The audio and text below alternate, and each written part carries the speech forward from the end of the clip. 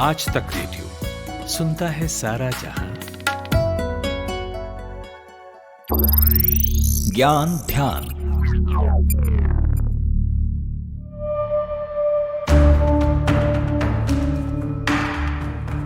कुछ हफ्ते पहले की बात है। एक्ट्रेस रश्मिका मंदाना का डीप फेक वीडियो चर्चा का विषय रह गया था। इसमें एक महिला को लिफ्ट में एंटर करते देखा जा सकता है। वीडियो में चेहरा रश्मिका का है, लेकिन असल में ये कोई और महिला है।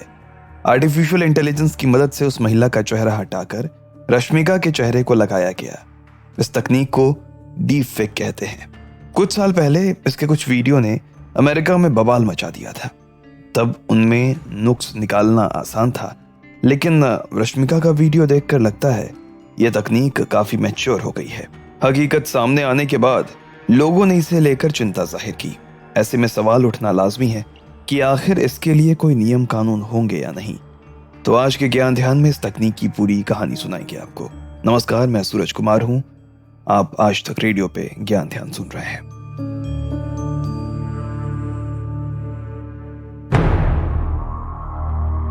डीप फेक दो शब्दों के मेल से बनता है, डीप लर्निंग और fake. Deep learning artificial intelligence का एक हिस्सा है। आर्टिफिशियल इंटेलिजेंस को सरल शब्दों में समझें तो ऐसी टेक्नोलॉजी जो खुद काम कर सकती है अपनी अक्ल लगाकर। जैसे आप गूगल असिस्टेंट से कह दें कि म्यूजिक बजाओ, उसमें आपको खुद उठकर म्यूजिक प्ले नहीं करना पड़ता। इंसानी दिमाग के जितना करीब हो आर्टिफिशियल इंटेलिजेंस उतनी ही बेहतर मानी जाएगी। Deep fake human image synthesis नाम की ही टेक्नोलॉजी पर काम करता है। जैसे हम किसी भी चीज को फोटो कॉपी कर लेते हैं, वैसे ही ये टेक्नोलॉजी चलती फिरती चीजों को कॉपी कर सकती है। यानी स्क्रीन पर एक इंसान आप चलते फिरते बोलते देख सकते हैं, जो कि नकली है। डीप फेक शब्द पहली बार 2017 में यूज किया गया था। तब अमेरिका के सोशल न्यूज एग्रीगेटर रेडिट पर डीप फेक आईडी से कई सेलिब्रिटीज के वीडियो पोस्ट किए गए थे। इसमें एक्ट्रेस एमा वॉटसन, गैल गॉडेट, स्कारलेट के कई पॉर्न वीडियोस थे। तो ये तकनीक कैसे काम करती है बता रहे हैं सुप्रीम कोर्ट में सीनियर लॉयर विराग गुप्ता। ये सोशल मीडिया में आने के बाद फेक न्यूज, हेट न्यूज, सारी चीजों की बढ़ोतरी हुई और डीप फेक उस कंटेंट को बोलते हैं जहां पर आर्टिफिशियल इंटेलिजेंस के माध्यम से एक गलत तरीके की चित्रण, वीडियो या ऑडियो क्रिएट किया जाता है। और इसमें जिस व्यक्ति का जो गलत तरीके का जो वीडियो बनाया जाता है, ऑडियो बनाया जाता है, तो उसके सारी चीजों की स्टडी करने के बाद और इसके सॉफ्टवेयर आते हैं, ऑनलाइन सॉफ्टवेयर आते हैं, उसके माध्यम से इसमें किया जा सकता है। तो इस पूरे जो झूठ के कारोबार के चार पहलू हैं। पहला पहलू ये है कि जो ऑनलाइन सॉफ्टवेयर उपलब्ध हैं उनके माध्यम से गलत न्यूज उसको बनाना या गलत वीडियो बनाना। दूसरा जो है वो प्लेटफॉर्म सोशल मीडिया के जिनके माध्यम से उसका प्रसारण होता है। तीसरा एक वो असली व्यक्ति जिस असली व्यक्ति के चेहरे में दूसरे व्यक्ति का चेहरा लगाया गया है। और चौथा पीड़ित व्यक्ति जिसके की सुरक्षा की, प्राइवेसी की का हनन किया गया है। और इन चारों लिहाज से इस डीप फेक के इम्पैक्ट को और इसके कानूनी जो प्रक्रियाओं को समझने की जरूरत है। पोर्नोग्राफी में इस तकनीक का काफी इस्तेमाल होता है। एक्टर्स और एक्ट्रेस का चेहरा बदल के अश्लील कंटेंट पॉर्न साइट पर पोस्ट किया जाता है। डीप फेक की रिपोर्ट के मुताबिक 2019 में ऑनलाइन पाए गए डीप फेक वीडियो में 96% अश्लील कंटेंट थे। इसके अलावा इस तकनीक का इस्तेमाल मनोरंजन के लिए भी किया जाता है। कई यूट्यूब चैनल पर तमाम फिल्मों के सीन की डीप फेक वीडियो पोस्ट की जाती है। बीते कुछ साल से इस तकनीक का इस्तेमाल नॉस्टैल्जिया को जीने के लिए भी किया जाता है। इसमें मर चुके रिश्तेदारों की तस्वीरों में चेहरों को एनिमेट किया जाता है। इस फीचर का इस्तेमाल करके लोगों ने अपने पूर्वजों से लेकर ऐतिहासिक लोगों को तकनीक से जीवंत किया था। डीप फेक कंटेंट की पहचान करने के लिए कुछ खास चीजों पर ध्यान देना बेहद जरूरी है। विराग गुप्ता से सुनिए। देखिए, इसके लिए अभी जैसे प्रधानमंत्री ने भी बोला है कि सोशल मीडिया कंपनियां डीप फेक से जुड़े वीडियो के बारे में या जो बना रहा है वो डिस्क्लेमर बताए या इस तरीके की चीजें करे।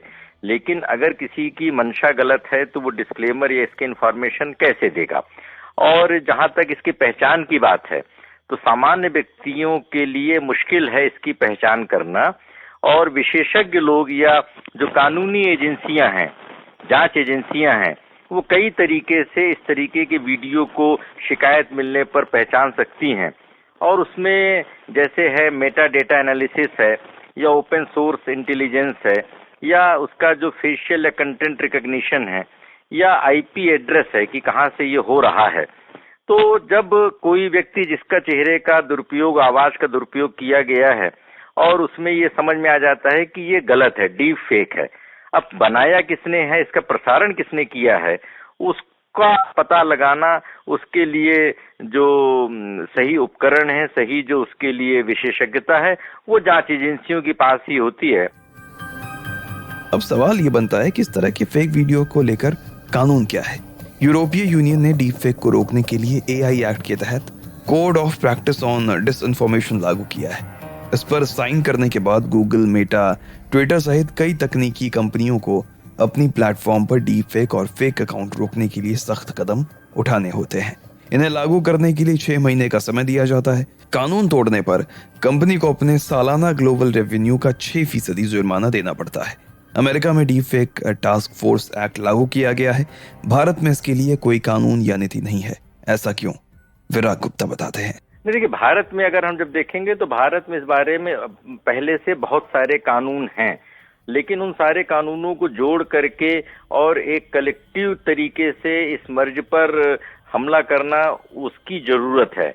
अब इसमें क्या क्या गलत होता है? पहले नंबर पर किसी व्यक्ति की आइडेंटिटी थेफ्ट होती है, उसकी प्राइवेसी पर हमला होता है, और उसके मिसयूज किया जाता है। तो उसके लिए आईपीसी में प्रावधान है, उसके लिए कॉपीराइट एक्ट में प्रावधान है, लेकिन एक सिविल प्रावधान है कॉपीराइट एक्ट का, और जो आईपीसी का प्रावधान है क्रिमिनल प्रावधान है। अब दूसरा है कि उसको गलत तरीके से फॉरवर्ड करना। गलत तरीके से फॉरवर्ड करने के लिए आईटी एक्ट में प्रावधान है।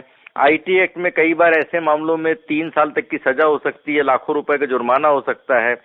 तीसरे नंबर पर डेटा के साथ छेड़छाड़ करना, किसी की निजी डेटा पर हमला बोलना, जो नया डेटा प्रोटेक्शन कानून है उस पर भी तमाम सारे प्रावधान किए गए हैं, लेकिन अभी तक संसद से मंजूरी के बावजूद, राष्ट्रपति से मंजूरी के बावजूद नियमों को नोटिफाई नहीं किया गया है। तो ओवरऑल बहुत सारे कानून बोले जाते हैं, बताए जाते हैं, और ये भी कहा जाता है कि सोशल मीडिया कंपनियों को इसमें 36 घंटे के भीतर कार्रवाई करनी चाहिए। लेकिन जब हकीकत की बात यह है कि कंपनियों में अगर शिकायत दर्ज भी कराई जाए तो वो सरकार या कोर्ट के आदेश की मांग करते हैं, और हर मामले में, जैसे उसमें जो वीआईपी मामले हैं, तो रश्मिका मंदाना हो या वो हो, तो उसमें मिनिस्ट्री खुद अपना संज्ञान लेती है, मिनिस्ट्री या पुलिस संज्ञान लेकर के एफआईआर दर्ज कर लेती है, लेकिन दूसरे लोगों की एफआईआर भी दर्ज नहीं होती है। और अगर एफआईआर दर्ज हो जाए उसके बावजूद भी कंटेंट हटवाने में दिक्कत होती है, क्योंकि कोर्ट का आदेश लाना बड़ा मुश्किल काम है। तो ये हम एक ऐसे विसंगत समाज में रह रहे हैं जहां पर पूरा जो हमारा सामाजिक व्यवस्था है वो डिजिटल हो गया है, और उस डिजिटल दुरुपयोग को रोकने के लिए न ही अभी सही कानूनी व्यवस्था बनी है, न ही अभी रेगुलेटर आया है, और उसकी वजह से लोगों के पास शिकायत समाधान का सही समुचित तंत्र नहीं। तो देश दुनिया में सरकारें इसके लिए नियम कानून बनाने पर बात कर रही हैं। तब तक जागरूकता ही एकमात्र विकल्प है। ऐसे वीडियो आगे भी सामने आते रहेंगे, इसलिए किसी भी न्यूज और वीडियो पर भरोसा करने से पहले उसे एक बार चेक जरूर कर लें। आजकल कई न्यूज संस्थान फैक्ट चेक करते हैं, उन पर भी नजर रखें। आज तक रेडियो ये काम खुद करता है। तो आज का ज्ञान ध्यान यहीं समाप्त होता है।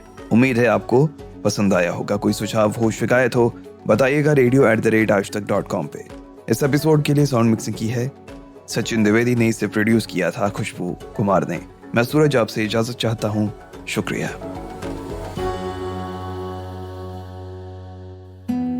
इस वीकेंड कोई प्लान है क्या? मेरे पास आपके लिए एक प्लान है। वीकेंड तो पूरे साल आते रहेंगे, लेकिन साहित्य आज तक साल में एक बार आता है। तो 24, 25, 26 नवंबर पहुंचिए दिल्ली के मेजर ध्यानचंद नेशनल स्टेडियम और मिलिए साहित्य और सिनेमा की मशहूर हस्तियों से। आज तक, लल्लन टॉप और आज तक रेडियो की टीम भी आपका इंतजार करेगी। फ्री एंट्री के लिए बस आपको रजिस्टर करना है www.aajtak.in/साहित्य पर या मिस्ड कॉल कीजिए 931033 पर। इंतजार रहेगा।